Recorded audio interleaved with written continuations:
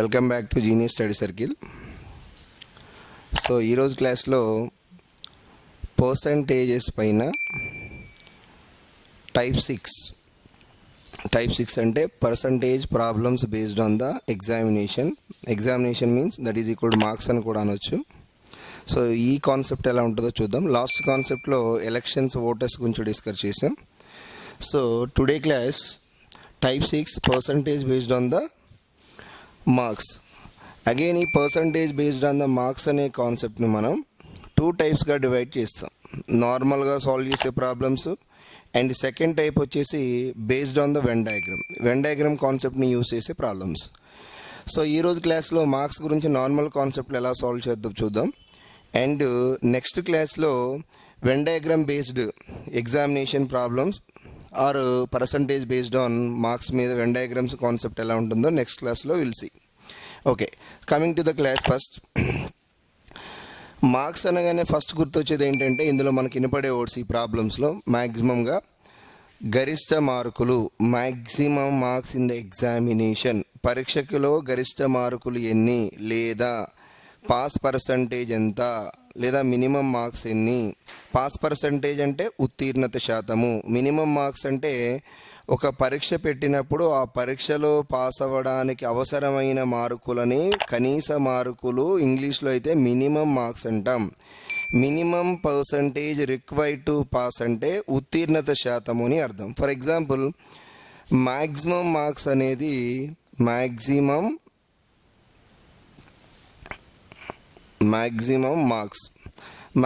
మార్క్స్ని ఎప్పుడు కూడా మనం 100%గా ఎజ్యూమ్ చేసుకోవాలి. మ్యాక్సిమం మార్క్స్ అంటే ఆ పరీక్ష ఎన్ని మార్కులకు పెట్టారు అనేదానికి. ఫర్ ఎగ్జాంపుల్ 200 పెట్టినా 200 వాల్యూని 100%గా ట్రీట్ చేయండి. సో మ్యాక్సిమం మార్క్స్ ఎప్పుడు కూడా 100%.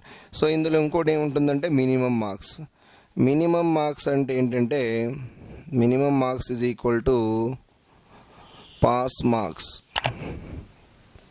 Minimum marks is equal to pass marks.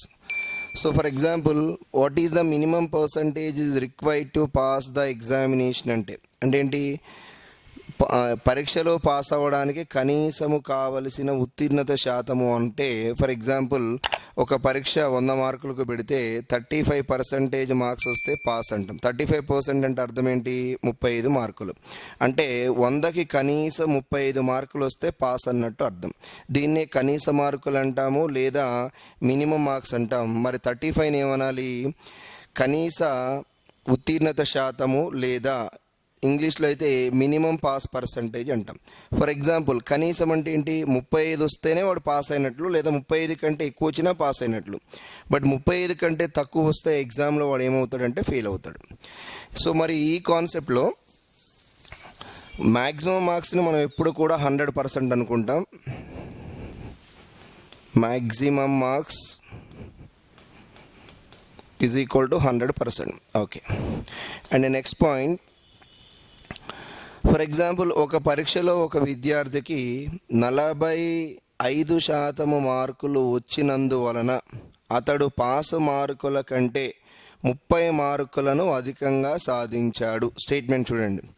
In an examination a student got 45% of the marks, that's why he got 30 marks more than the minimum pass marks. 30 marks more than the minimum marks అంటే 45% marks వచ్చాయి, కానీ వాడు pass అవ్వడానికంటే కూడా ఎన్ని మార్కులను అధికంగా కలిగి ఉన్నాడు అంటే దట్ ఈజ్ ఈక్వల్ టు 30 మార్క్స్ని అధికంగా కలిగి ఉన్నాడు. దాన్ని స్టేట్మెంట్ని ఎలా రాస్తామంటే ఆ స్టేట్మెంట్ని 45% వచ్చాయి, కానీ వీడు పాస్ అయ్యాడు. పాస్ అయ్యి కూడా ఎన్ని మార్కులను అధికంగా కలిగి ఉన్నాడు? 30 మార్కులను అధికంగా కలిగి ఉన్నాడు. మరి వాడు పాస్ పర్సంటేజ్ ఎంతో తెలుసుకోవాలంటే ఆ 45లో నుంచి ఆ 30 మార్క్స్ లెస్ చేయండి, will get the pass marks. ఏమొస్తుంది? That is equal to pass marks. PM అంటే పాస్ మార్క్స్. సో అదే పరీక్షలో మరొక విద్యార్థికి 30% మార్కులు వచ్చాయి. అదే పరీక్షలో ఇంకొక విద్యార్థికి 30% మార్కులు వచ్చాయి, కానీ అతను పాస్ అవ్వడానికి ఇంకా 12 మార్కులు అవసరము. లేదా 30% వచ్చిన విద్యార్థి 12 మార్కుల తేడాతో ఎగ్జామ్లో ఫెయిల్ అయ్యాడు అంటాం. In an examination student got 30%, but he fails by the 12 marks. మరి ఈ స్టేట్మెంట్ని ఎలా రాస్తామంటే 30% వచ్చాయి కానీ వీడు పాస్ అవ్వలేదు, ఎన్ని మార్కులు అవసరం ఇంకా పాస్ అవ్వడానికి? 12 మార్క్స్. కాబట్టి ఎప్పుడైతే అలా అంటామో స్టేట్మెంట్ని ఎలా రాసుకోవాలి? 30% plus required marks is equal to 12, that is equal to మళ్ళీ ఇదేమవుతుంది పాస్ మార్క్స్ అవుతుంది, that is equal to pass marks, that is equal to PM. మరి ఇక్కడ ఇది పాస్ మార్క్సే, ఇది పాస్ మార్క్స్ అంటే మనం ఏం రాసుకోవచ్చు?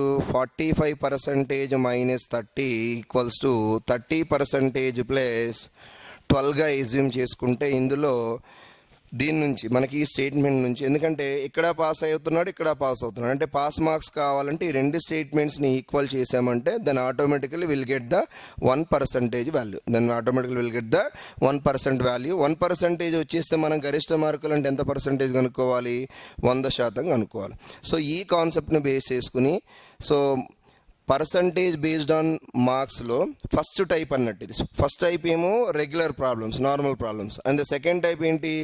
పర్సంటేజ్ బేస్డ్ ఆన్ మార్క్స్లో వెన్ డయాగ్రామ్ టైప్ కూడా ఉంటుంది. I will explain the concept in the next class.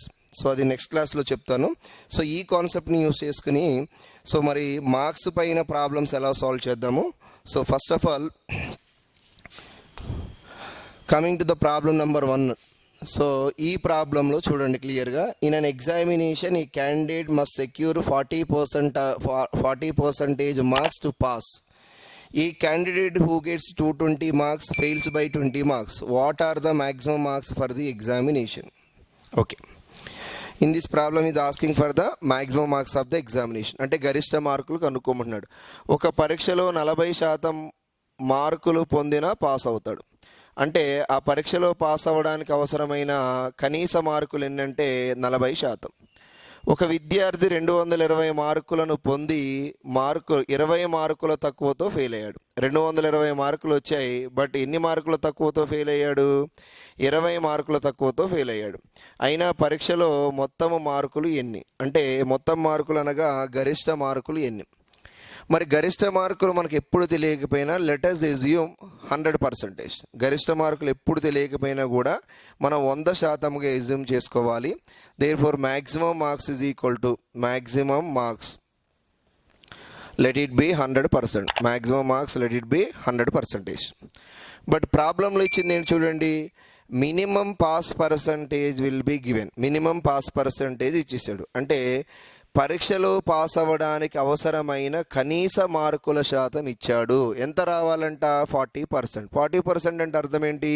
100కి 40 మార్కులు వస్తే పాస్, 40 వచ్చినా పాసే, 40 కంటే ఎక్కువ వచ్చినా కూడా పాసే. బట్ 40 కంటే తక్కువ వస్తే ఏమవుతాడు? వాడు ఫెయిల్ అవుతాడు.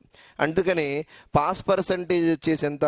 40%. సరే, ప్రాబ్లంలో నెక్స్ట్ స్టేట్మెంట్ ఏంటంటే ఒక విద్యార్థికి 220 మార్కులు పొందాడు, ఎన్ని మార్కుల తేడాతో ఫెయిల్ అయ్యాడంటే 20 మార్కుల తక్కువతో ఫెయిల్ అయ్యాడు. ఒక విద్యార్థికి 220 మార్కులు వచ్చాయి కానీ ఆ విద్యార్థి 20 మార్కుల తక్కువతో ఫెయిల్ అయ్యాడు. 220 మార్కులు వచ్చాయి, మరి ఎందుకు ఫెయిల్ అయ్యాడు? 20 మార్కులతో ఫెయిల్ అయ్యాడు. ఫెయిల్ అయ్యాడంటే ఆ 20 మార్కులు కలిపితే వాడు ఏమవుతాడంటే పాస్ అవుతాడు. This is the pass marks. మరి పాస్ పర్సంటేజ్ ఎంత? ఆల్రెడీ పాస్ పర్సంటేజ్ చెప్పారు. ఎంత చెప్పారు? 40%. Pass percent 40% is equal to 220 + 20 అంటే 240. That is equal to 40% value equal to 240. అయినా మనకి గరిష్ట మార్కులు కావాలి అంటే 100% ఎంతకు సమానము? 100% ఎంతకు సమానం? దెన్ 40 × 6 240, 100 × 6 600, 100 × 6 600. మరి కనీస ఈ పరీక్షలో చూడండి మ్యాక్సిమం మార్క్స్ ఏంటంటే maximum marks that is equal to 600. మరి ఈ ప్రాబ్లంలో మినిమం మార్క్స్ ఏంటి? మినిమం మార్క్స్ అంటే పాస్ అవ్వడానికి అవసరమైన మార్కులు ఎన్ని? 240. And what is the pass percentage? Pass percentage అంటే ఉత్తీర్ణత శాతం. పాస్ పర్సంటేజ్ ఎంత ఉంది? 40%. సో ప్రతి ప్రాబ్లంలో ఈ 3 మట్టికి చాలా ఇంపార్టెంట్. ప్రతిసారి 3 అడుగుతాడని రూల్ ఏం లేదు. సో ఏదైనా అడగవచ్చు, మ్యాక్సిమం మార్క్స్ అడగవచ్చు, మినిమం మార్క్స్ అడగవచ్చు, పాస్ పర్సంటేజ్ అడగవచ్చు. మ్యాక్సిమం మార్క్స్ అంటే ఎప్పుడు కూడా 100% వాల్యూ క్యాలిక్యులేట్ చేయాలి. What is the 100% value? 600. And minimum pass percentage already ఇచ్చేసాడు 40%. మరి మినిమం పాస్ అవ్వడానికి కావాల్సిన కనీస మార్కులు ఎన్ని అంటే 220 రావడం వల్ల ఫెయిల్ అయ్యాడు. ఎందుకు ఫెయిల్ అయ్యాడు? 20 మార్కులు తక్కువ అవుతుంది. 220కి 20 మార్కులు కలిపితే ఏమవుతుంది? 240. 240 ఏమవుతుందంటే సో కనీస మార్కులు, దాన్నే minimum marks required to pass అంటాం. సో మ్యాక్సిమం మార్క్స్ వచ్చేసి ఈ ప్రాబ్లంలో ఆన్సర్ ఏంటంటే 600. సో ఇచ్చిన ఆప్షన్స్లో 600 ఎక్కడ ఉందంటే third choice. Okay, next problem. A student is required to obtain 288 marks to pass an exam. He gets 33% of the maximum marks and fails by 24 marks. The maximum marks are. ఒక పరీక్షలో ఒక విద్యార్థి ఉత్తీర్ణతను సాధించడానికి 288 మార్కులను సాధించాలి. 288 మార్కులను సాధించాలి. కానీ 33% మార్కులు రావడం వలన ఆ విద్యార్థి 24 మార్కుల తక్కువతో ఫెయిల్ అయ్యాడు. అయినా పరీక్ష యొక్క గరిష్ట మార్కులు ఎన్ని? సో ఇక్కడ మీరు క్లియర్గా అబ్జర్వ్ చేసినట్లయితే ఎందుకు ఫెయిల్ అయ్యాడు చెప్పండి. ఆ విద్యార్థికి 33% మార్కులే వచ్చాయి. అందువలన ఎన్ని మార్కుల తక్కువతో ఫెయిల్ అయ్యాడు? మీకు ఆల్రెడీ కాన్సెప్ట్లోనే చెప్పాను. 33% మార్కులు వచ్చిన విద్యార్థి 24 మార్కుల తక్కువతో ఫెయిల్ అయ్యాడు అంటే పాస్ మార్క్స్ ఎంతో చెప్పండి నాకు. That is equal to 33% plus ఎంత తక్కువైనాయి? 24. సో ఇది పాస్ మార్క్స్. ఆల్రెడీ కావలసిన పాస్ మార్క్స్ ఎంత అన్నాడు? ఎగ్జామ్లో 288 రావాలంటున్నాడు. అంటే పాస్ మార్క్స్ ప్లేస్లో ఏం రాసుకోవచ్చు ఇప్పుడు మనం? 288 రాస్తాం. That is equal to 33% plus 24. ఈ 24 ఇటు తీసుకురండి. 33% is equal to this is equal to 4, 6, 264. మరి 33% 264 అయినప్పుడు మనకేం కావాలి? గరిష్ట మార్కులు. గరిష్ట మార్కులు అంటే ఎప్పుడు ఏమనుకోవాలి? 100% వాల్యూ మనకు కావాలి. దీని నుంచి 100/33 into that is equal to 264. 11 is 3 times, 11 is 24 times. 3 1s are 3 8s are. That 100 into 8 will get 800 marks. This is called the maximum marks of the examination. So ఇక్కడ మేజర్ కాన్సెప్ట్ ఏంటంటే మీకు already సినాప్షన్స్లోనే చెప్పాను. Pass marks ఎలా వస్తుంది fail అయినప్పుడు, pass marks ఎలా వస్తుంది pass కంటే ఎక్కువ మార్కులు వచ్చినప్పుడు. మరి ఇక్కడ 33% మార్కులు వచ్చాయి, వాడు 24 మార్కుల తక్కువతో ఫెయిల్ అయ్యాడు. అంటే దాన్ని మనం పాస్ మార్కులుగా ఎలా రాసుకుంటాం? 33% ప్లస్ ఫెయిల్ అయ్యాడు కాబట్టి ప్లస్ పెట్టండి. సో ఫెయిల్ ఎందుకు అయ్యాడు అంటే 24 మార్కులతో ఫెయిల్ అయ్యాడు. సో మనం ఈ 33%కి 24 మార్క్స్ కలిపితే దాన్ని ఆటోమేటికలీ పర్సన్ ఏమవుతాడు? పాస్ అవుతాడు. కాబట్టి పాస్ మార్క్స్ ఎంత అన్నాడు? 288. దీన్ని సింప్లిఫై చేయండి. Then maximum marks of the examination 800. ఎప్పుడు కూడా పరీక్షలో గరిష్ట మార్కులు తెలియనప్పుడు ఎంతగా ఎజ్యూమ్ చేసుకోవాలి? 100%గానే ఎజ్యూమ్ చేసుకోవాలి. And next third problem. A student is required to get 230 marks to pass an examination. He gets 184 marks and fails by 8% of the maximum marks. The maximum marks are. In this problem is also asking the maximum marks of the examination. Maximum marks of the examination. ఒక పరీక్షలో ఉత్తీర్ణతను సాధించాలంటే కనీసం 230 మార్కులు రావాలి. అంటే ఆడ పరీక్షలో ఎన్ని మార్కులు పెట్టారో మనకు తెలియదు, కానీ వాడు పాస్ అవ్వాలంటే పెట్టిన ఎగ్జామ్లో వాడికి 230 కనీసము రావాలి. అంతకంటే తక్కువ వస్తే వాడు ఫెయిల్ అయిపోతాడు. ఒక విద్యార్థికి 184 మార్కులు రాగా అతను 8 మార్కుల తేడాతో ఫెయిల్ అయ్యాడు. 8 మార్కులతో ఫెయిల్ అయ్యాడు. 8 మార్కులు కాదు, 8% మార్కులతో ఫెయిల్ అయ్యాడు. అయినా పరీక్ష యొక్క గరిష్ట మార్కులు ఎన్ని? గరిష్ట మార్కులు తెలియనప్పుడు 100%గా ఎజ్యూమ్ చేసుకుంటాం. ఒక విద్యార్థికి 184 మార్కులు రాగా 8% మార్కులతో ఫెయిల్ అయ్యాడు. అంటే 184 ప్లస్ 8% ఈజ్ ఈక్వల్ టు ఎంతకు సమానం అంటే పాస్ మార్క్స్ సమానం. 184 వచ్చినాయి, ఎంత శాతంతో ఫెయిల్ అయ్యాడు అంటే ప్లస్ చేయాలి 8%. 184 ప్లస్ 8%. మరి పాస్ అవ్వడానికి అవసరమైన పాస్ మార్క్స్ ఎంత అన్నాడు? Minimum marks 230. That is equal 230 is equal to 184 plus 8%. దీని నుంచి ఇటు తీసుకొస్తే 16 ప్లస్ 30 46. 8% is equal to 46. మనకు కావాల్సింది ఏంటి? గరిష్ట మార్కులు. గరిష్ట మార్కులు అంటే ఏంటి? 100%. 100% వాల్యూని మనం క్యాలిక్యులేట్ చేయాలి. ఇప్పుడు 100 by 8 into 46. 2 4s 2 23s. Then 4 1s 4 25s. 25 into 23 that is equal to 575. అంటే ఆ పరీక్ష అనేది ఎంతకి పెట్టినట్టంటే 575 మార్క్స్కి కండక్ట్ చేయాలి. అంటే the maximum marks of the examination are 575. Where it is third option. And move to the next problem. So in this problem, a student get 29% at an examination but fails by 24 marks. If the pass percentage is 35%, the maximum marks are. ఒక పరీక్షలో ఉత్తీర్ణత సాధించాలంటే 35% marks రావాలి. 35% అంటే అర్థం ఏంటి? 35 మార్కులు రావాలి, లేదా అంతకంటే ఎక్కువ వస్తేనే పాస్ అయినట్టు, అంతకంటే తక్కువ వస్తే ఫెయిల్ అవుతాడు.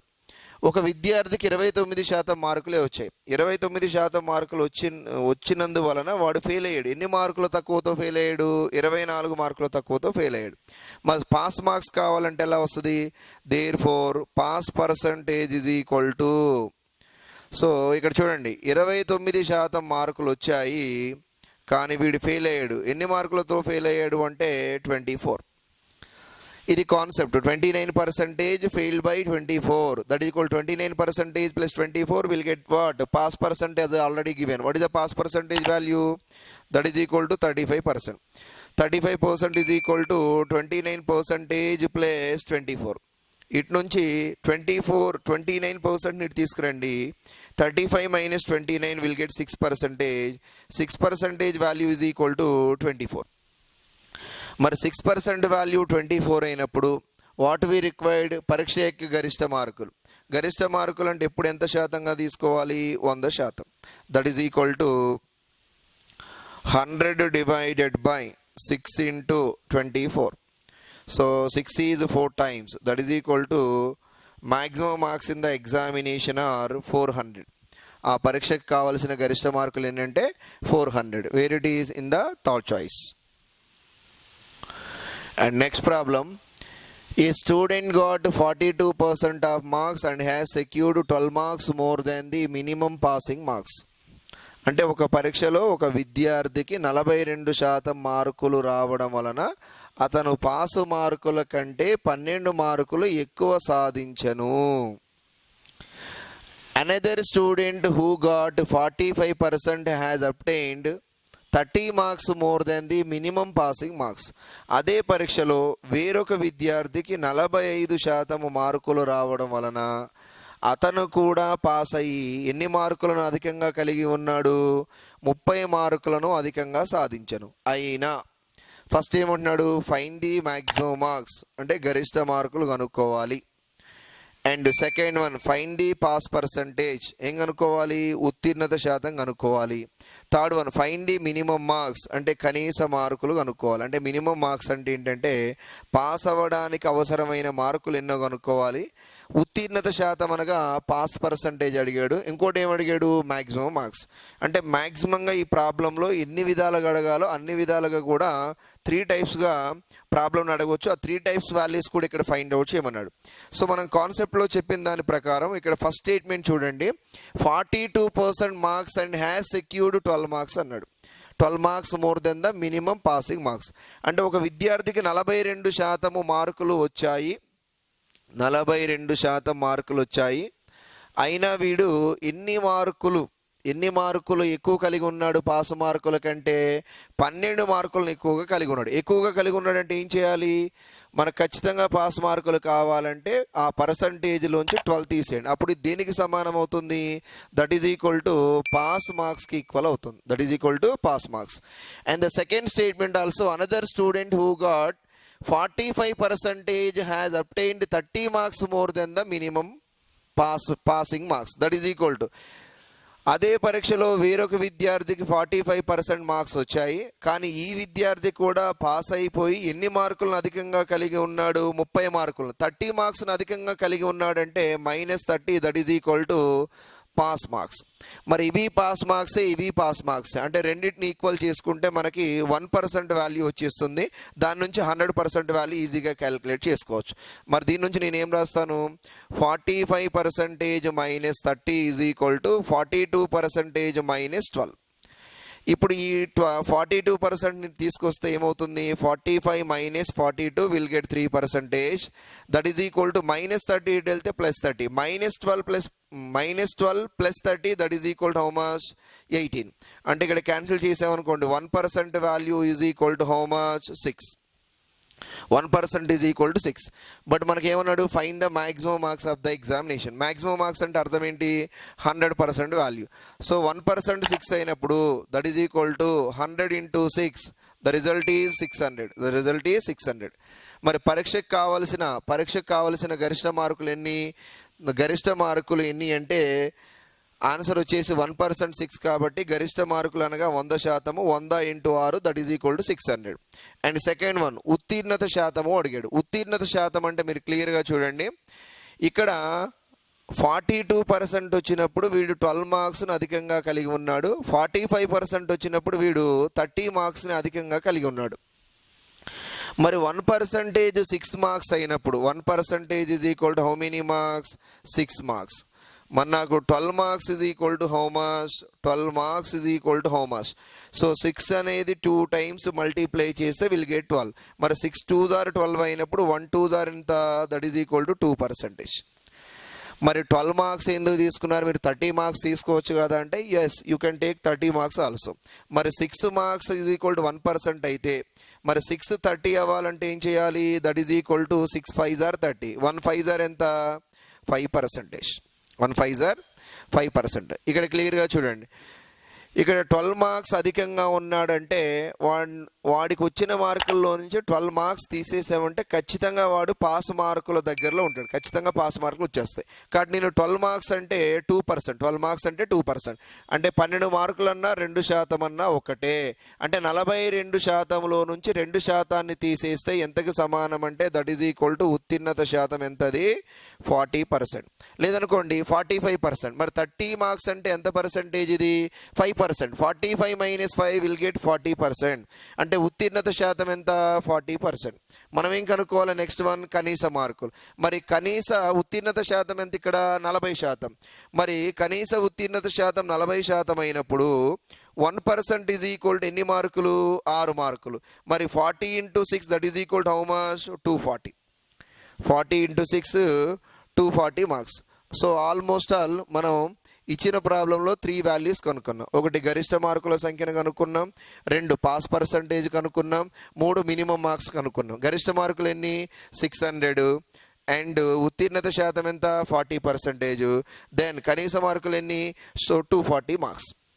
అంటే ఈ ప్రాబ్లంలో సో 3 విధాలుగా అడగవచ్చు. 3 విధాలుగా అంటే గరిష్ట మార్కులు అడిగినా ఫైండ్ అవుట్ చేయొచ్చు, పాస్ పర్సంటేజ్ అడిగినా ఫైండ్ అవుట్ చేయొచ్చు, అండ్ కనీస మార్కులు అడిగినా కూడా ఫైండ్ అవుట్ చేయొచ్చు. See the next problem. In an examination, a student who gets 20% of the maximum marks fails by 5 marks. Another student who scores 30% of the maximum marks get 20 marks more than the passing marks. The necessary percentage required for passing. అన్నాడు. ఒక పరీక్షలో ఒక విద్యార్థికి 20% మార్కులు రావడం వలన 5 మార్కుల తక్కువతో fail అయ్యాడు. 5 మార్కుల తక్కువతో ఫెయిల్ అయ్యాడు. వెంటనే దీన్ని ఏం రాసుకోవచ్చు? 20% ప్లస్ 5 మార్క్స్తో ఫెయిల్ అయ్యాడు కాబట్టి that is equal to +5 is equal to ఏమవుతుంది? Pass marks. మరొక విద్యార్థికి 30% మార్కులు రావడం వలన అతను పాస్ మార్కుల కన్నా 20 మార్కులు అధికంగా సాధించాడు. 30% మార్కులు వచ్చిన వాడు పాస్ మార్కుల కన్నా 20 ఎక్కువ ఉన్నాడంటే -20 దట్ ఈజ్ ఈక్వల్ టు ఏమవుతుంది? Pass marks. మరి ఇక్కడ పాస్ మార్క్స్, ఇక్కడ పాస్ మార్క్స్, ఈ రెండింటిని ఈక్వల్ చేసామనుకోండి ఏమవుతుంది? 30% minus 20 is equal to 20% plus 5. ఇప్పుడు ఈ 20% ఇటు వస్తే ఏమవుతుందంటే దట్ ఈజ్ ఈక్వల్ టు 10%. ఈ -20 అటు తీసుకెళ్తే ఏమవుతుంది, దట్ ఈజ్ ఈక్వల్ +20 + 5 25. దీని నుంచి 10% వచ్చేసి ఎంత అవుతుంది వాల్యూ 25. మరి 100% వాల్యూ కావాలి అంటే 250. మరి ఒకవేళ ఈ ప్రాబ్లంకి గరిష్ట మార్కులు ఎన్ని అని అడిగితే 250 అని పెట్టండి. బట్ ఈ ప్రాబ్లంలో గరిష్ట మార్కులు అడగలేదు, మన ఓన్లీ అడిగింది పాస్ పర్సంటేజ్ కాబట్టి 10% వాల్యూ 25 అయితే 1% వాల్యూ ఎంత అవుతుంది, దట్ ఈజ్ ఈక్వల్ టు 2.5. అంటే 1% ఈజ్ ఈక్వల్ టు ఎన్ని మార్కులకు సమానం అంటే 2.5 మార్కులకు సమానం. బట్ పాస్ పర్సంటేజ్ క్యాలిక్యులేట్ చేయాలి. పాస్ పర్సంటేజ్ క్యాలిక్యులేట్ చేయాలి అంటే ఫస్ట్ స్టేట్మెంట్లో చూడండి, వీడు 20% మార్కులు వచ్చినప్పుడు 5 మార్కుల తక్కువతో ఫెయిల్ అయ్యాడు. మరి 5 మార్కులు అంటే 5 మార్కులను శాతాల్లో కన్వర్ట్ చేసుకోండి, ఆటోమేటిక్గా మీకు పాస్ పర్సంటేజ్ వచ్చేస్తుంది. మరి 2.5 మార్క్స్ అనేది 1% సమానమైతే 5 మార్కులు ఎంత శాతానికి సమానము? ఎస్, 2.5 మార్క్స్ అనేది 1%కి సమానమైతే 2.5ని డబల్ చేస్తే 5, 1ని డబల్ చేస్తే 2. ఇక్కడ 5 మార్క్స్ అనేది 2%కి సమానం. మరి ఇప్పుడు ఎందుకు ఫెయిల్ అయ్యాడు? 5 మార్కులు తక్కువ. 5 మార్కులు అంటే ఎంత శాతము? 2%. అంటే ఇప్పుడు పాస్ అవ్వాలంటే అవసరమైన పాస్ పర్సంటేజ్ ఎంత? కనీస ఉత్తీర్ణత శాతం ఎంత అంటే ఏం చెప్పాలి అంటే డైరెక్ట్గా 22%. డైరెక్ట్గా 22%. Where it is in the third choice. ఒకసారి మీరు ఇక్కడ క్లియర్గా చూడండి, 1% వాల్యూ 2.5 అయినప్పుడు మరి 5 marks is equal to 2%. 5 marks 2% అంటే 20 మార్క్స్ ఎంత పర్సెంట్ అవుతుంది అంటే దట్ ఈజ్ ఈక్వల్ టు 8%. మరి 20 మార్క్స్ మనం మైనస్ చేయాలి. 20 మార్క్స్ అంటే ఎంత పర్సెంట్ మైనస్ చేయాలి? 8%. So 30 - 8 that is equal to, ఇక్కడ కూడా పాస్ పర్సంటేజ్ ఎంత వస్తుంది? That is equal 22%. మీరు ఫస్ట్ ఈక్వేషన్లో తీసుకున్నా పర్లేదు, లేదా సెకండ్ వన్లో తీసుకున్నా పర్లేదు. మనకు కావాల్సింది ఏంటి? పాస్ పర్సంటేజ్ మాత్రమే. మరి ఎగ్జామ్కి పాస్ పర్సంటేజ్ ఎంత అంటే ఏం చెప్పాలంటే 22%. Next, in an examination A gets 20% less than B. A gets 20% less marks than B, comma B gets 30 marks less than C. If A gets 112 marks, comma find marks obtained by C. Find the marks obtained by C. Okay. ఇక్కడ 3 persons ఉన్నారు, ABC అనే 3 persons. Here A marks depends on B marks. A అనేవాడి మార్కులు B అనేవాడి మార్కుల కంటే 20% తక్కువ. అదేవిధంగా B అనేవాడి మార్కులు సి అనేవాడి మార్కుల కంటే 30% తక్కువ. ఆ పరీక్షలో ఏకి 112 మార్కులు వచ్చినట్లయితే సికి వచ్చిన మార్కులు ఎన్ని కనుక్కోవాలి. ఏ డిపెండ్స్ ఆన్, ఇక్కడ ఏ వాల్యూ ఎవరిపైన డిపెండ్ అయింది? బి పైన. అలానే బి వాల్యూ ఎవరిపైన డిపెండ్ అయింది? సి పైన. అంటే A and B both are depends on whose value? C value. అంటే సి మార్కులు మనకు తెలియనప్పుడు ఏమనుకుంటాం? Let us assume 100. సో 100 అనేది బేస్ వాల్యూ ఉన్నప్పుడు మోర్ అంటే యాడ్ చేయండి, లెస్ అంటే సబ్ట్రాక్ట్ చేయండి. So read the second statement. What is the second statement? B's marks is 30% less than C. B అనేవాడి మార్కులు సి కన్నా 30% తక్కువ. బి అనేవాడి మార్కులు సి కన్నా 30% తక్కువ. 30% లెస్. మరి 100లో నుంచి 30 లెస్ చేస్తే ఎంత వస్తుంది? That is equal to 70. మరి ఏ మార్కులు బి కన్నా 20% తక్కువ. 20% తక్కువ. ముందు మనం 70లో 20% క్యాలిక్యులేట్ చేయాలి. సరే 20% అవసరం లేదు, మైండ్ క్యాలిక్యులేషన్. 70 అనేది 100% అయినప్పుడు 70లో 10% ఎంత అవుతుంది? 7. 70లో 10% value that is equal to 7. But మనకి 70లో 20% వాల్యూ 10% 7 అయినప్పుడు 20% ఎంత అవుతుంది? 14 అవుతుంది. మరి ఇప్పుడు లెస్ అంటున్నాడు కాబట్టి 70లో నుంచి 14 తీసేస్తే ఎంత అవుతుందంటే 56 అవుతుంది. ఎంత? 56. లేదనుకోండి మీరు డైరెక్ట్గా 70లో 20% లెస్ అంటున్నాడు కాబట్టి 100లోంచి 20 తీసేయండి, that is equal to 80/100. Eliminate 2 zeros. 7 8s are how much? 56. 7 8s are 56. 7 8s are 56. మరి ఇప్పుడు ఏ ఈజ్ ఈక్వల్ టు ఎంత అంటే 56. ప్రాబ్లంలో వాడు చెప్పిన దాని ప్రకారం అంటే according to the given problem A value మనకి 56 వచ్చింది, బి వాల్యూ 70, సి వాల్యూ 100. మరి ఈ పరీక్షలో ఏకి వచ్చిన మార్కులు ఎన్ని? 112. ఏకి వచ్చిన మార్కులు 112. ఎస్, 112 అంటే 56 2s are 112. మరి సికి వచ్చిన మార్కులు ఎన్ని అని అడిగాడు. సికి వచ్చిన మార్కులు ఎన్ని అంటే ఏం చెప్పాలి? 100 into 2 will get 200. సికి వచ్చిన మార్కులు ఎన్ని నాన్న? 200. అలా కాకుండా బీకి వచ్చిన మార్కులు ఎన్ని అని అడిగాడు అనుకోండి. బీకి వచ్చిన మార్కులు అంటే సేమ్ ఇక్కడ 70 into 2 will get how much? 140. will get how much? 140. But మనకు ప్రాబ్లంలో అడిగింది సికి వచ్చిన మార్కులే కాబట్టి answer will be 200. Next problem. A student secures 90% and 60% and 54% marks in test papers with 100, 150 and 200 respectively as the maximum marks. The percentage of aggregate is 100, 150, 200 వరుస మార్కులు గరిష్టంగా ఉన్న 3 టెస్ట్ పేపర్లలో 90%, 60%, 54% మార్కులు ఒక విద్యార్థికి రాగా అతని యొక్క సగటు, దట్ మీన్స్ అన్నింటిలో కలిపి సంచిత మొత్తము అనగా అగ్రిగేట్ కావాలి మనకి.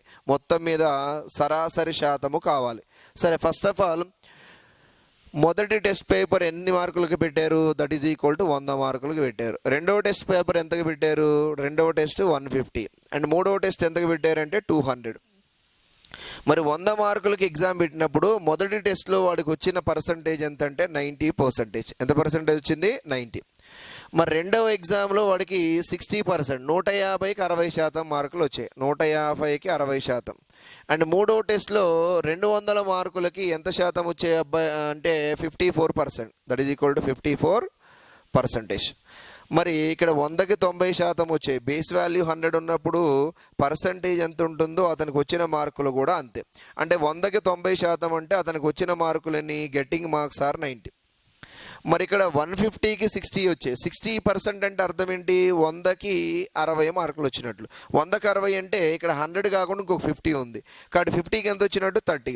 సో 100 ప్లస్ 30 100కి 60 అయినప్పుడు 50కి 30, 60 plus 30 will get how many marks? 90 marks. లేదనుకోండి 150లో మీరు 60% క్యాలిక్యులేట్ చేయాలి. Eliminate this is that is equal to 15 into 6 90 marks. But ప్రతిసారి మనం క్యాలిక్యులేట్ చేయకుండా మైండ్ క్యాలిక్యులేషన్లో 60% అంటే 100కి 60, ఇక్కడ 150 ఉంది కాబట్టి 100కి 60 అయినప్పుడు 50కి ఎంత అంటే 30. సో 150కి ఏమవుతుంది? 60 plus 30 that is equal to 90 marks అని డైరెక్ట్గా రాసుకోవాలి. And next 200కి 54%. 54% అంటే మీనింగ్ ఏంటి? 100కి 54 అని. బట్ ఇక్కడ ఎంత ఉంది? 200. 100కి 54 అయినప్పుడు 200కి ఎంత? That is equal to 108. మనం టోటల్గా అగ్రిగేట్ క్యాలిక్యులేట్ చేయాలి అంటే ఆ విద్యార్థికి వచ్చిన 3 సబ్జెక్టులలో కలిసి 3 టెస్ట్ పేపర్లో వచ్చిన మొత్తం మార్కులు ఎన్ని? That is equal to 180, 288. మరి ఆ 3 టెస్ట్ పేపర్లు కలిపి టోటల్గా ఎన్ని మార్క్స్కి ఎగ్జామ్ పెట్టారు? This equal 350, 450. ఓకే, అంటే 450కి ఎగ్జామ్ పెడితే ఓవరాల్గా వాడికి వచ్చిన మార్కులు ఎన్ని? 288. సో మనం పర్సంటేజ్ ఎలా క్యాలిక్యులేట్ చేస్తాం? గెట్టింగ్ మార్క్స్ అంటే ఏంటి? 288 by total marks that is equal to 450 into so 100. 50 9 times, 50 2 times. 9 ones, 9 threes, 27, remainder 18. 9 is 2 times. 32 2s are will get 64%. What is the total aggregate? మొత్తం మీద అతనికి వచ్చిన సరాసరి శాతం మార్కులు ఎంతంటే 64%. మరి ఇచ్చిన ఆప్షన్స్లో 64 ఎక్కడుంది చూడండి, in the first choice. And next problem. The ratio of number of boys and girls in a school is 3:2. 3:2. If 20% of boys and 30% of the girls are scholarship holders, then the percentage of the students who do not get scholarship is the percentage of the students who do not get the scholarship. Scholarship అంటే ఏంటి? ఉపకార వేతనం. ఒక పాఠశాలలో బాలబాలికల మధ్య నిష్పత్తి 3:2. So బాలబాలికలు అంటే ఏంటి? బాయ్స్ 3 భాగాలు ఉంటే గర్ల్స్ ఎన్ని పార్ట్స్ ఉన్నారు? 2 parts. Girls is 2 parts. వారిలో 20% మంది బాలురకి మరియు 30% మంది బాలికలకు ఉపకార వేతనము పొందిరి. అంటే ఓవరాల్గా ఉన్న బాయ్స్లో 20% బాయ్స్కి మాత్రమే అమౌంట్ వచ్చింది. అలాగే ఉన్న గర్ల్స్లో 30% గర్ల్స్ మాత్రమే స్కాలర్షిప్ని తీసుకున్నారు. అయినా ఉపకార వేతనమును పొందని విద్యార్థుల శాతం. Then the percentage of the students who do not get the scholarship is first of all boys ఎంతమంది ఉన్నారో తెలియదు, గర్ల్స్ ఎంతమంది ఉన్నారో తెలియదు. మరి టోటల్ స్టూడెంట్స్ ఎంతమంది? టోటల్ స్టూడెంట్స్ అంటే 3 + 2 = 5. మరి ఇప్పుడు గర్ల్స్ ఎంతమంది ఉన్నట్టంటే 5 పార్ట్స్లో 3 పార్ట్స్ గర్ల్స్. బాయ్స్ ఎంతమంది? 5 పార్ట్స్లో 3 పార్ట్స్ బాయ్స్. అంటే బాయ్స్ కావాలంటే ఏం చేస్తాం? 3/5. 3/5 మీన్స్ బాయ్స్ యొక్క వాల్యూ 3/5. మరి గర్ల్స్ వాల్యూ ఎంత? = 2 parts are the girls out of the 5 parts of the students. మరి బాయ్స్లో స్కాలర్షిప్ తీసుకున్న వాళ్ళు ఎంతమంది? 20%. బట్ మనకు కావాల్సింది ఏంటి? ఉపకార వేతనమును తీసుకొని విద్యార్థుల శాతం. ఉపకార వేతనము తీసుకొని విద్యార్థుల శాతం అంటే తీసుకొని విద్యార్థుల శాతం. 20% మంది ఉపకార వేతనమును తీసుకున్నారంటే తీసుకొని వారి సంఖ్య 100 - 20 = 80%. ప్లస్ మరి వీళ్ళెవరు? గర్ల్స్. ఈ గర్ల్స్లో ఉపకార వేతనమును తీసుకున్న వాళ్ళు ఎంతమంది? 30%. మరి తీసుకొని వారు 100 - 30 will get 70%. This is 5 is 16 times, 5 is 14 times. = 16 3s are 48% plus 2 14s are 28%. 28%. 48 plus 28 will get 76%. 76%. So this is the final answer. అంటే ఆ పాఠశాలలో ఉపకార వేతనమును తీసుకొని విద్యార్థుల శాతం. The students do not get the scholarship. ఓకేనా? The student do not get the scholarship percentage is equal to 76%. That's it. And next one, the ratio of the number of boys to the number of girls in a school is 4:1. This is the similar problem for the previous. 4:1. If 75% of the boys and 70% of the girls are scholarship holders, then the percentage of the students who do not get the scholarship. Just ఇక్కడ values మాత్రమే change అయినాయి. First of all తరగతిలో బాలబాలికల మధ్య నిష్పత్తి 4:5. అంటే total students ఎన్ని parts? 5 parts. ఇందులో boys వచ్చేసి 4 parts, గర్ల్స్ వచ్చేసి how many parts? 1 part. First of all నాకు బాయ్స్ యొక్క స్ట్రెంత్ చెప్పండి. బాయ్స్ ఎంత అంటే 4/5. మరి గర్ల్స్ ఎంత? మరి ఇక్కడ 1/5.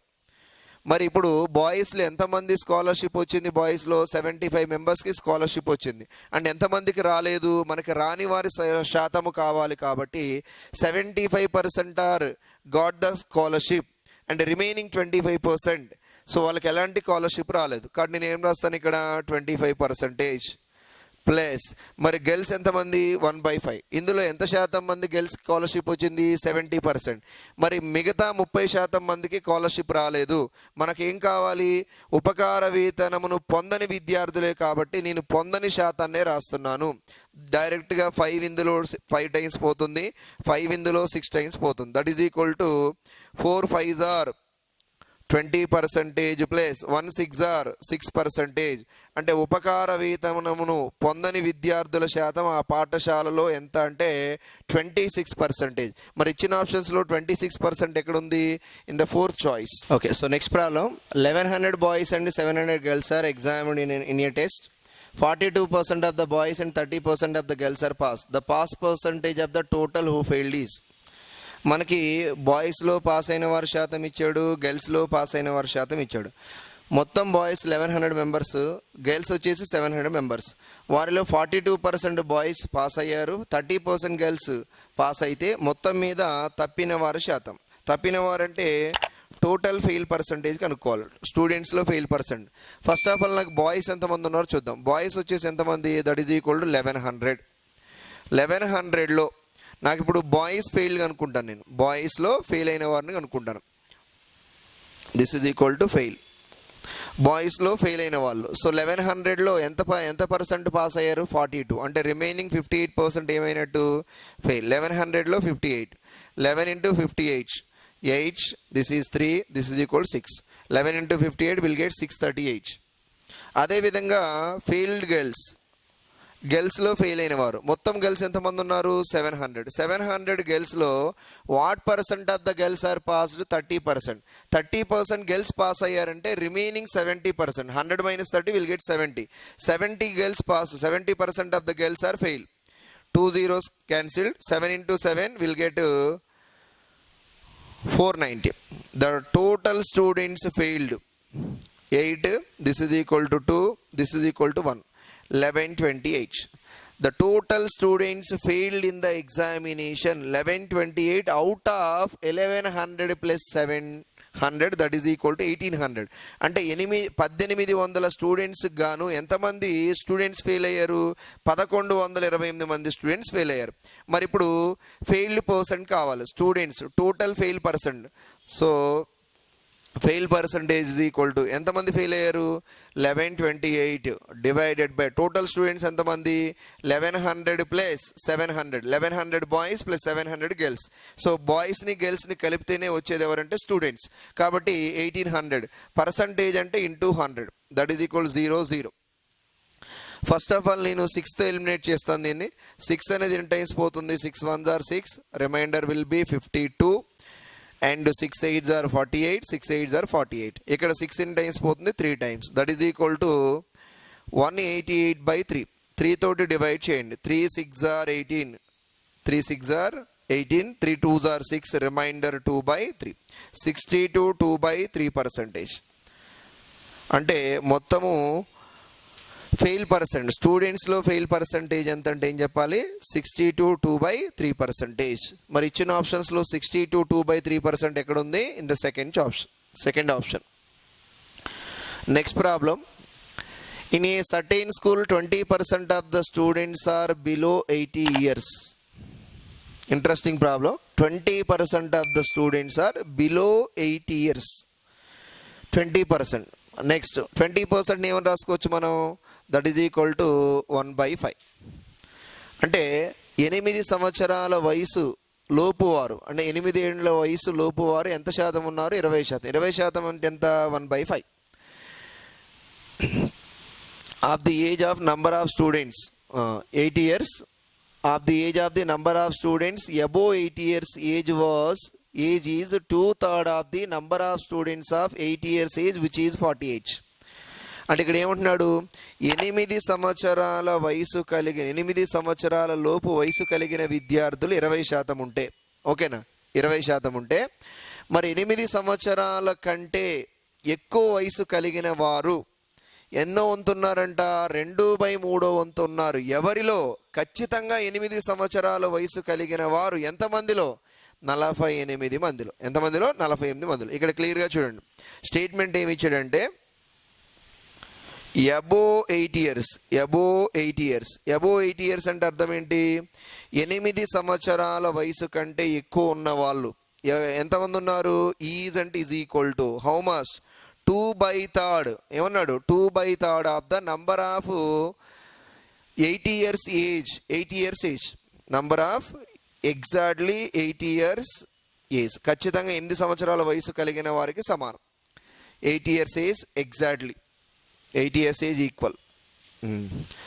ఇక క్లియర్గా చూడండి, 8 సంవత్సరాల కంటే ఎక్కువ వయసు ఉన్న వారి సంఖ్య ఖచ్చితంగా 8 సంవత్సరాల వయసు కలిగిన వారిలో ఎన్నో వంతు అంటున్నాడు? 2/3. ఎన్నో వంతు? 2/3 అని చెప్పాడు. ఓకే, మరి ఇప్పుడు దీని నుంచి ఖచ్చితంగా 8 సంవత్సరాల వయసు కలిగిన వాళ్ళు ఎంతమంది ఉన్నారు ఇక్కడ? That is equal to 48 members ఉన్నారు. 3 1s are 3 how many times? That is equal to 16 times. 16 2s are how much? 32. 16 2s are 32. So ఇప్పుడు క్లియర్గా చూడండి, above 80 years, above 80 years, that is equal to how many people are there above 80 years? That is equal to 32 members. Exactly 80 years, exactly 80 years. ఖచ్చితంగా 8 సంవత్సరాల వయసు కలిగిన వారు ఎంతమంది ఉన్నారు? ఖచ్చితంగా 8 సంవత్సరాల వయసు కలిగిన వారు ఆల్రెడీ ప్రాబ్లంలో ఇచ్చాడు. So the number of 80 years age which is 48. ఎంతమంది ఉన్నారు? 48. అంటే 8 సంవత్సరాల వయసు కంటే ఎక్కువ ఉన్న వాళ్ళు, ఖచ్చితంగా 8 సంవత్సరాల వయసు కలిగిన వాళ్ళు మొత్తం కలిపితే ఎంతమంది? 80 మంది ఉన్నారు. మొత్తం ఎంతమంది 80 మంది ఉన్నారు. అండ్ ఇక్కడ మనకి 3 స్టేట్మెంట్సే ఉన్నాయి. ఏంటవి? Below 80 years people, above 80 years people and exactly 80 years people. మనకి above 80 years people plus exactly 80 years people is equal to 80 members. But ఇక్కడ ఏమంటున్నాడు? 20% of the students are below 80 years. 20% means 1/5 of the students are below 80 years. మరి below 80 years 1/5 అయినప్పుడు above 80 years and exactly 80 years are what? That is equal to 1/5లో 1/5 తీసేస్తే ఎంత ఉంటుంది? Remaining 4/5. మరి 4/5 value ఎంతకు సమానము? 80కి సమానం. మరి 1/5 వాల్యూ ఎంతకు సమానము? 20కి సమానం.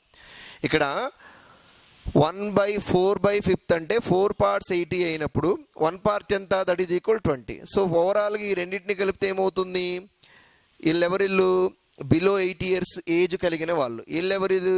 అబోవ్ 80 ఇయర్స్ వయసు కలిగిన వాళ్ళు మరియు ఖచ్చితంగా 8 సంవత్సరాల వయసు కలిగిన వాళ్ళు. అంటే ఓవరాల్గా ఏమవుతారు? 80 years below, 80 years above, 80 years exactly. మొత్తం ఎంతమంది అన్నాడు? ఓవరాల్గా ఎంతమంది? 80 + 20 that is equal to how much? There are how many members? 100 members. There are how many members? 100 members. So స్కూల్లోని మొత్తం విద్యార్థుల సంఖ్య ఎంత అన్నాడు? స్కూల్లోని మొత్తం విద్యార్థుల సంఖ్య ఎంత అంటే 100 మెంబర్స్. మరి ఇచ్చిన ఆప్షన్స్లో 100 ఎక్కడైనా ఉందా అంటే 72, 80, 120 నన్. ఎక్కడ లేదు కాబట్టి ఏం పెట్టాలి? Option none of this. And next problem. 2 students appeared at an examination. One of them secured 9 marks more than the other. Okay, ఇద్దరు విద్యార్థులు ఒక పరీక్షకు హాజరయ్యారు.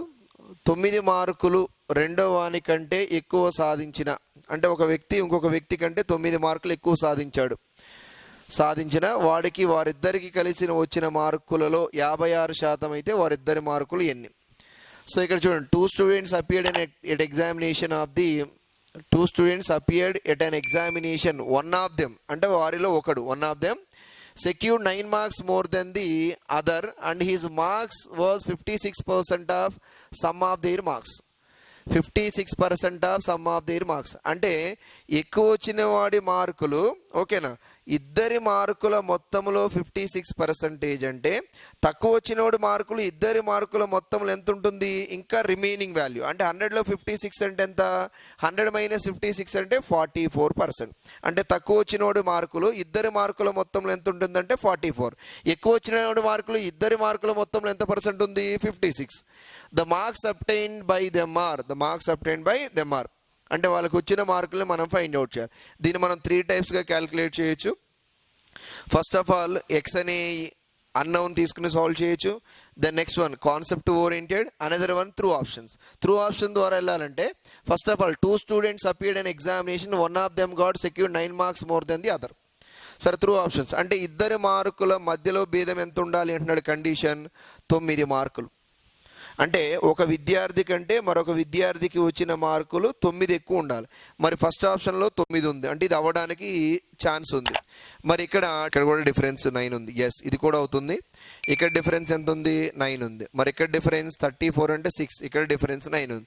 అంటే ఫస్ట్ కండిషన్ని అన్ని ఆప్షన్స్ సాటిస్ఫై చేసాయి. మరి సెకండ్ కండిషన్ ఏంటి? One of them secured 9 marks more than the other and his marks was 56% of the sum of their marks. అంటే ఏమంటున్నాడు? ఎక్కువ మార్కులు అంటే ఎక్కువ మార్కులు వచ్చిన విద్యార్థి యొక్క మార్కులు ఎంతకు సమానం అంట? 56%. ఎవరిలో? ఇద్దరి మార్కుల మొత్తంలో. సరే, ఇక్కడ ఈ కండిషన్ తీసుకుందాం. ఎక్కువ వచ్చిన వాడు 39. ఏమంటున్నాడు?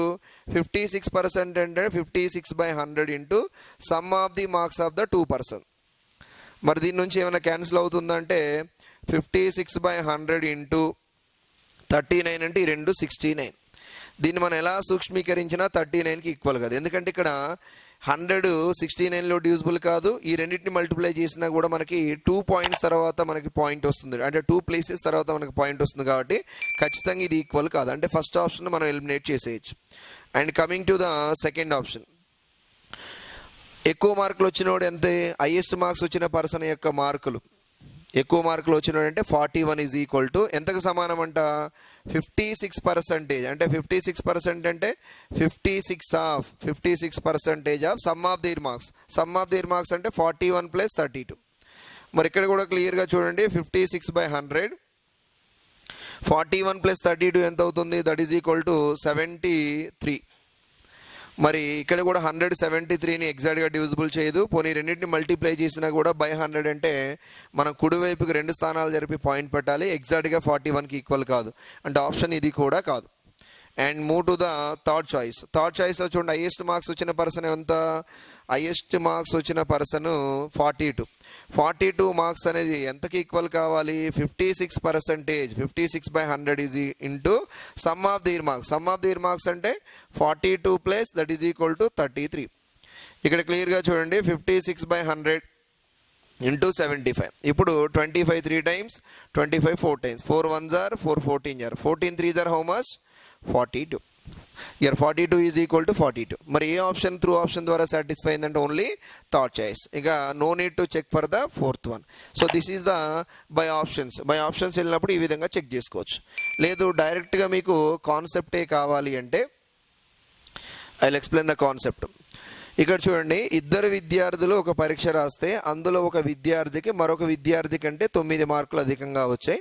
అధికంగా వచ్చిన విద్యార్థి యొక్క మార్కులు అనేది మొత్తము ఇద్దరి మార్కులలో ఎంత శాతం ఉందన్నాడు? 56%. సరే ఇక్కడ చూద్దాం. ఈ 56% ఏంటి? వారిద్దరికీ వచ్చిన మార్కులలో మొదటి విద్యార్థికి అంటే అత్యధికంగా వచ్చిన విద్యార్థుల యొక్క మార్కుల శాతం.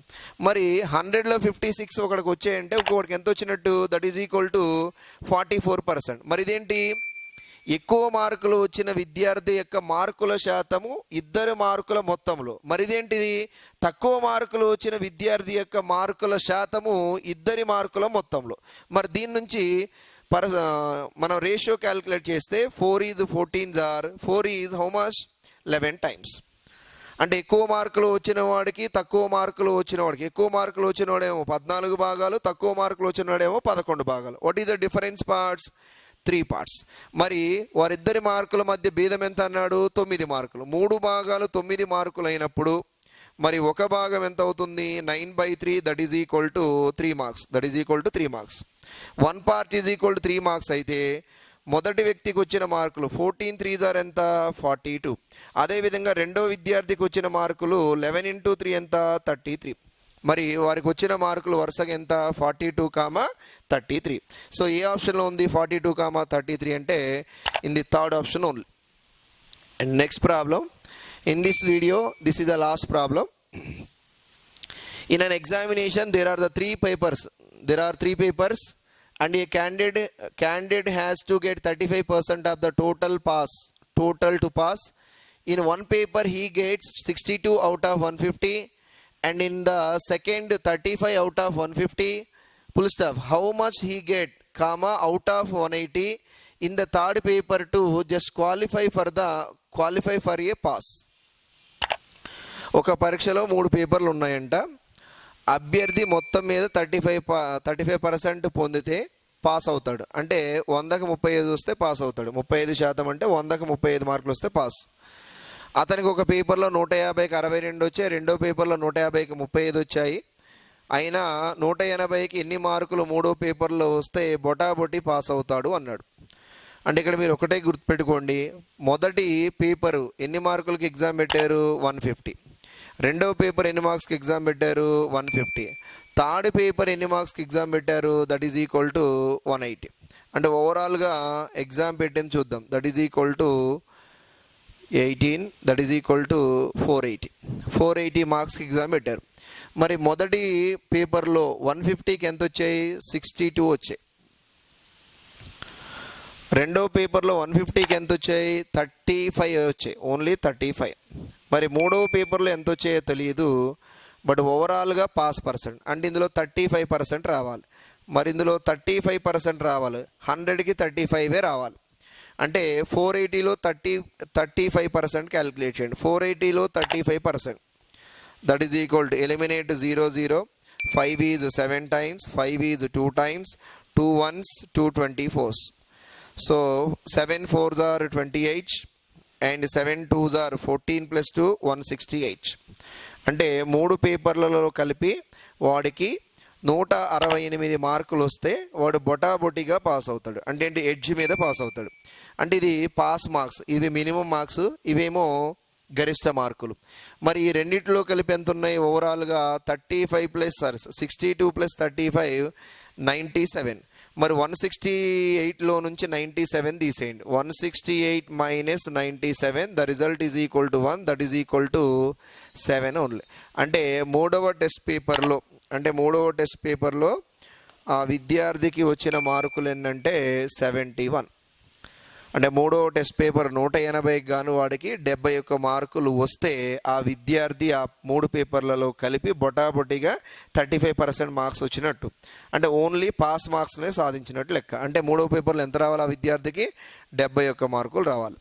Okay, so this is the problems based on marks లేదా examination in percentages. In the next class I will explain about the problems based on the marks with Venn diagram concept.